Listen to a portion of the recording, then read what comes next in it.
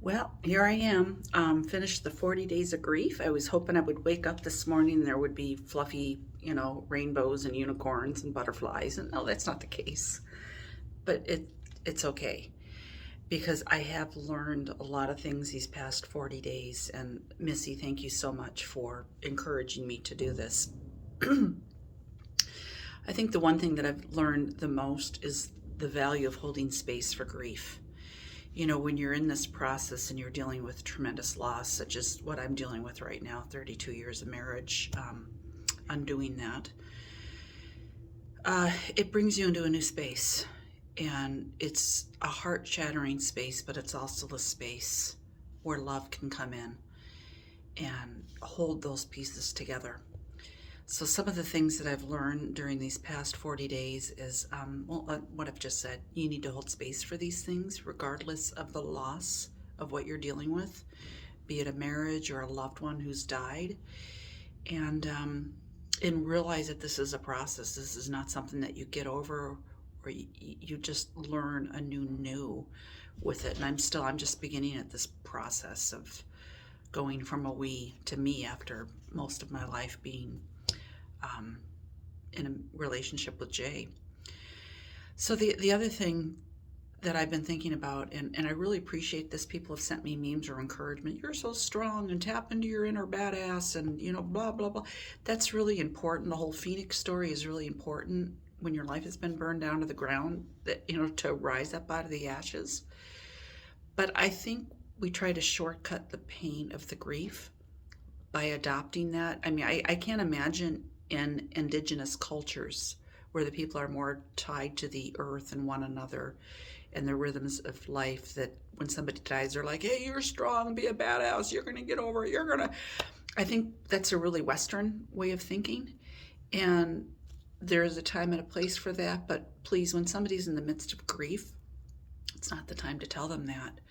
And I say the same thing myself. I think we do it out of our own discomfort for the pain. So that's one thing I'm learning. There's a time to get my inner badass on right now. And can I tell you something else? I don't want to be a badass. I don't want to be strong. I just want to live a happy life and maybe eat a few cookies and play my guitar and pet Ruthie. I mean, it's really not complicated. But I don't want to be a badass. I just want to be.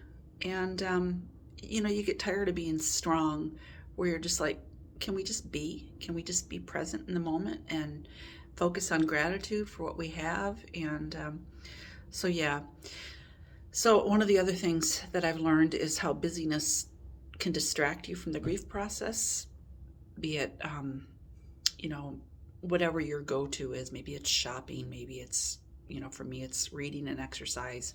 And not that those things are bad in and of themselves, but when you are trying to do that again to avoid the pain of grief, it's not going to serve you well, because that grief is going to show up again somewhere. Grief wants to be heard. And something I was pondering yesterday was about, the strength that I'm finding isn't because I am tapping into my inner badass. And again, I know she's in there somewhere. The strength I'm finding is because I'm willing to say I'm broken. My life has been shattered. And somehow that's where the grace can come in and pick me up and help me to move forward. And it's fucking hard because this is a surrender practice. And this does not require sojourning or soldering on and pulling from my inner resources and this egoic thing about I'm going to conquer this, because this is a different space if you want to heal in a healthful way. A couple other practical things that I've learned through these 40 days. Exercise is good. That has been very helpful to me. We have a built-in endorphin dispensary inside of our bodies, and it's so easy. And I've had, a couple of days where I just felt like I was in this catatonic state. All I wanted to do was sit and drink wine. And, that's okay once in a while. But if that's your go-to, that's a slippery slope to be on. So if you're going through grief, I encourage you to keep moving. It's so helpful. There's something even about when we're walking, our eye movements back and forth. There's something healing about that. I mean, one woman developed a theory about it called EMDR, and I can't even remember them now, but it has to do with eye motion and healing trauma. So anyway, that's another non sequitur aside. I just think it's cool how we're wired. Another thing that I'm learning, the value of beauty heals. Time in nature, music during these 40 days. One thing I did was I bought a guitar I haven't played in like 30 years. And I'm really grateful that I bought this guitar. It's been a healing instrument, to me. And finally, reach out to friends. If you're dealing with grief, reach out to your friends. If you're watching this, I count you a friend. And I thank you for that, because it's been the strength of my friends and my family. And Ruthie, see Ruthie? Hi, Ruthie. That's what's been getting me through. And maybe it is time for you to get a cat. I am amazed at the love and joy that Ruthie has brought to my world. So anyway, I was going to announce some, fun things about Teresa Wynn moving forward. Not quite yet. I said I woke up and I thought, is something going to happen today now that the 40 days have passed? It's like, no, it's just kind of life, my new normal. And, here's another thing. When you're grieving, there's a part of you that is wondering, why isn't the world stopping and acknowledging? And they don't. It just keeps going on, right? And sometimes shit happens. I got my catalytic converter stolen out of my driveway last week, and I'm thinking, you motherfucker, what?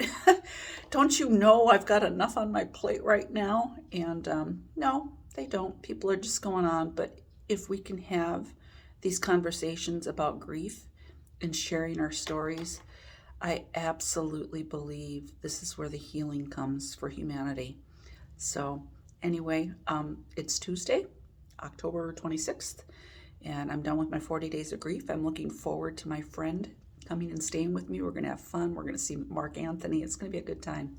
So anyway, whatever you're dealing with, I wish you peace and all good, and I'll see you next time.